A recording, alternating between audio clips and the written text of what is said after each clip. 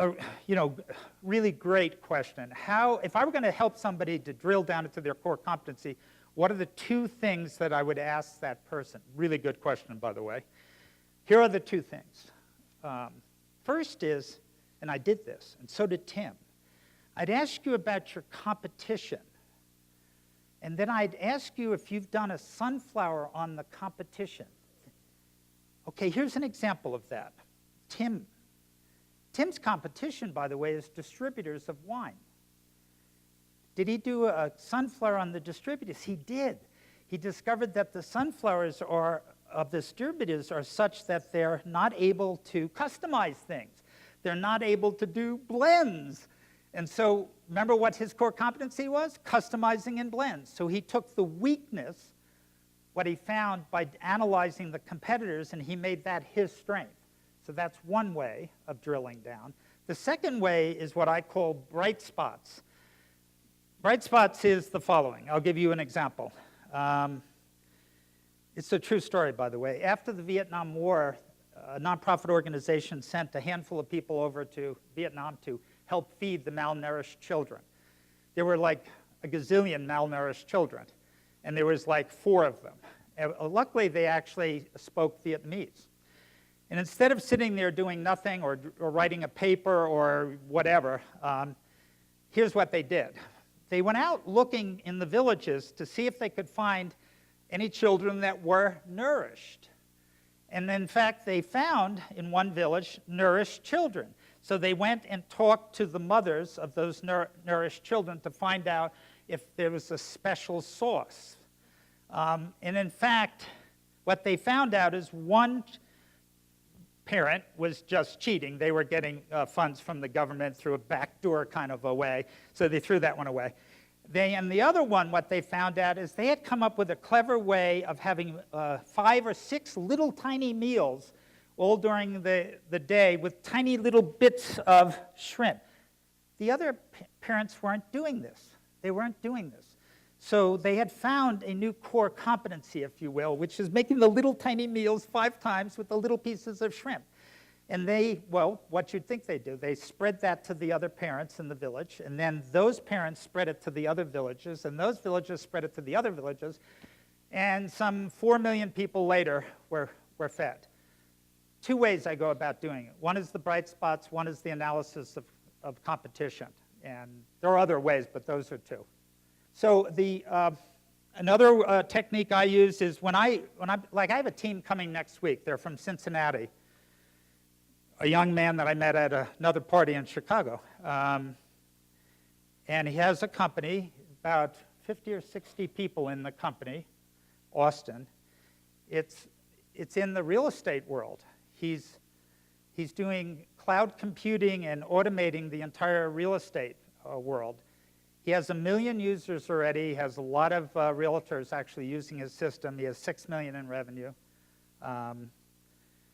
And what I'll do when I have him with me is, he's a very bright guy. He's a young man in his late 20s. He already has a business, so he's no stupido. But we'll start drilling down on the core. And when I did that on the phone with him, I start asking him a lot of questions. Mostly I ask them to bring engineers. When I ask people to come to the ranch, I don't want them to bring a whole bunch of VPs out, people that know absolutely nothing. I actually want the people that do the work, that are implementing the product, the engineers or the scientists. And I sit them in a room with me, and generally there are 4 or 5 of them in the room, and we draw a big circle on the whiteboard, and I start asking them, tell me what's unique, asking a lot of the matrix kind of questions about uniqueness, about competition, and then we start playing with that. And that'll be a typical meeting. And the result of these meetings is, and he's already done this, by the way, all on his own, and there's a severe big opportunities that get shown to a person when they end up doing this, the same way as Ascend found. If Ascend hadn't done this, we'd have been sticking there with the video business. It would have been a small business. In the world of the high-tech world, it would have been a tiny, insignificant business. I didn't say it, but Ascend got sold for an astronomical number years later, many, many multiples of that, billions of dollars that, and it's only because of the sunflower thinking. Without that, we would have been back at the $15 million video business, which in high-tech world is not a business in their world because it didn't return.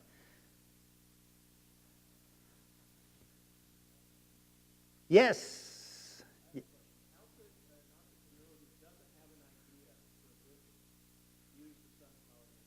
So you're an entrepreneur, you're a wannabe entrepreneur because you're not really an entrepreneur, but you don't have an idea. Well, now we're not talking about your business, we're talking about what is it that you like to do?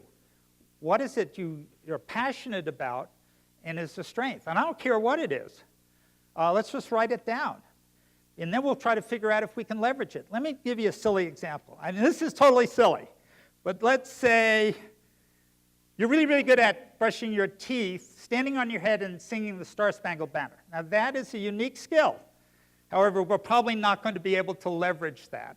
But aside of that, just write down what your strengths are. Write them down. And then we'll see if there's any strengths there that we could leverage. We can leverage into some product or peddle ideas. The first thing is you just go inside yourself and say, what do I really like to do? What am I good at? And try to write those things down. It's the same exercise that you do with the business, the same exact exercise. Yes? So the question is, was there anything in my background, a class or a community college kind of an event kind of thing, that formulated this entire sunflower, gave birth to it? The thing that I think helped me, there are two things that helped me the most. I think the values that I got from my parents. My dad worked 3 different jobs in a week, a day job, an evening job, and a weekend job in order to help put me through school. And I worked 2 jobs to put me through school. So that tenacity and that work ethic was number uno. The second thing that helped was I always loved mathematics. So I always was taking math courses and science courses. And because my mind is geared, I think, in that manner, it's a very structured mind, it's always looking for the why of things, the why and the what and the how of things in the way a mathematician would look. And it's an odd skill to have as a CEO and a founder, but I think it's a good skill. So I would encourage people to get more mathematics, even if you have to start down at the lowest levels, because it helps train your mind in a way of thinking. As it turns out, I was trained at the doctoral level as a logician, as a person in logic. And that has helped immensely, because all of the modeling, if you will, that I do on looking at what really makes a business succeed and what doesn't. And if you find a model, then it becomes reproducible, right? You can do it a second time, a third time, a fourth time, a fifth time, which I have. But good question. Any others? Yes. That's my wife back there. Okay, well, Terry's question is like a little needle in my side. This is a wife, of course. So I did everything in Silicon Valley, which everything is high tech, And how do you do it in this valley? Well, I mean, here's a walking example. He does it, by the way, when he goes home. He's supposed to be working for me 80 hours a week, but when he goes home, he does his entrepreneurship. And he did the sunflower. He did the sunflower on the competition, figured out the missing skills, developed the missing skills, developed the wine, did the pedals. He's a working example. Joe McLean. Joe McLean's the exact same story, but in a different area. I could hazard a guess that I could sit down with any small business in the whole Red Valley County, and we would produce the sunflower, and we would accelerate that business. And those challenges have been taken up in other counties. And I have a lot of friends in the Midwest, and I sit down with small businessmen, and I do exactly that. I mean, I had a food design. It was a little company doing food court design. Food court design. It's like a $10 million business, and they were nationwide, and they're going down. And they're losing their employees, and it's going down. And so we did the sunflower together, the CEO with his lead people, and it's led to several new ideas that they're off that they're off exploring. So the way of thinking, the language of innovation, it applies to right here. I gave you 2 examples of it, or Silicon Valley. What kind of access do people have to me? I'm super busy, as you might have guessed. If you do have an idea and you have done your homework vis-a-vis doing some sunflower work, then email me and I'll probably give you time here because I'm a local guy and I always bend over backwards to get local people in. That's not true, by the way, of people outside. They go through a gauntlet if they're going to come in from Cincinnati, otherwise, because I don't want people just sort of flying in.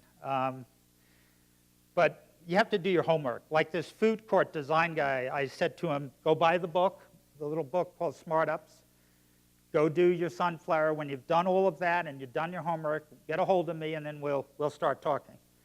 And he did all of the above. And a funny story is when he bought the book, he loved it.